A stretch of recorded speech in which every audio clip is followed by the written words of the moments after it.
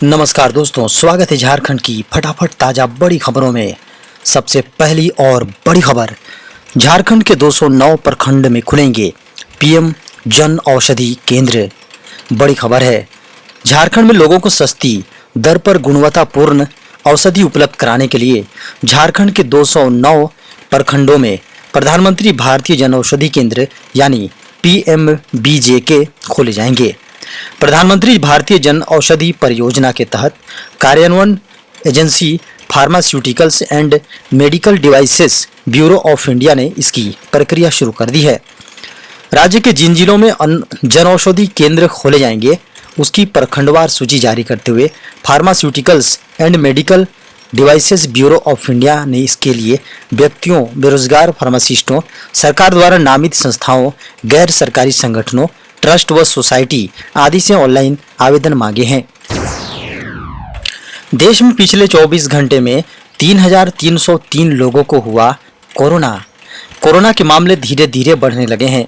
पिछले 24 घंटों में कोविड-19 के 3,303 नए मामले सामने आए हैं, जिसके बाद देश में कोरोना वायरस से अब तक संक्रमित हो चुके लोगों की संख्या बढ़कर 4,30,68,799 हो गई।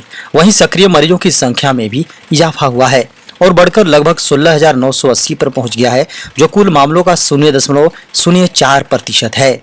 वहीं संक्रमण से 39 और लोगों की मौत हो गई है और अब तक मरने वालों की संख्या 5,23,693 हो गई है। स्वास्थ्य मंत्रालय के अनुसार कोरोना से रिकवर होने वालों की राष्ट्रीय दर 98.74% है। डेली पॉजिटिविटी रेट 0.66% है और वीकली रेट 0.59% है।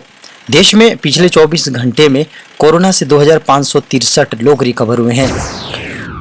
बड़ी खबर है, देश में नया लेबर कोड लागू होते ही बदल जाएंगे वेतन, पीएफ और काम के घंटे। केंद्र सरकार इस साल 1 जुलाई से नए श्रम कानून लागू करने की योजना बना रही है। इस संबंध में केंद्र 4 नए श्रम संहिताओं को तैयार करने पर काम कर रहा है, जिसमें कर्मचारी के वेतन, पीएफ योगदान और काम के घंटों में महत्वपूर्ण बदलाव होंगे। जैसे जैसे ग्रेजुइटी और पीएफ का योगदान बढ़ेगा, रिटायरमेंट के बाद मिलने वाला पैसा भी बढ़ेगा। यह कर्मचारियों के लिए सेवानिवृत्ति के बाद अच्छा जीवन जीने के लिए बेहतर होगा। मीडिया खबरों में दावा किया जा रहा है कि पीएम मोदी जल्द से जल्द लेबर कोड लागू करने की कोशिश कर रहे हैं। हालांकि नए श्रम कानूनों को लागू होने में कम से कम 3 महीने लग सकते हैं, क्योंकि सभी राज्यों ने अभी तक ड्राफ्ट तैयार नहीं किया है। दिलचस्प बात यह है कि नए श्रम कानूनों के तहत 4 श्रम संहिता नियम देश में निवेश को प्रोत्साहित करेंगे और इसमें परिणाम स्वरूप रोजगार के अवसर बढ़ेंगे। बड़ी खबर है, भीषण गर्मी में देश के 12 राज्यों में हो रही है बिजली से बत्ती गुल।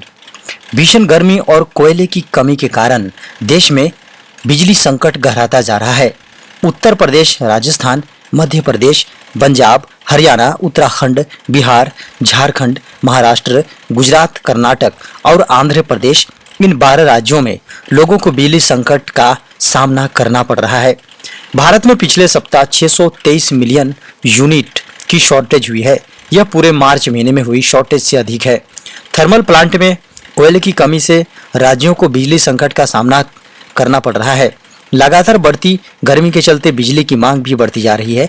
ऐसे में थर्मल प्लांट पर और अधिक दबाव पड़ रहा है, जिसके अलावा कुछ राज्यों द्वारा कोयला कंपनियों को भुगतान में देरी के कारण से भी कोयला आपूर्ति प्रभावित हो रही है। बता दें कि भारत में गुरुवार को बिजली की मांग 201 गीगावाट तक पहुंच गई। वहीं इस दौरान देश भर में 8.2 गीगावाट की कमी भी रिकॉर्ड की गई।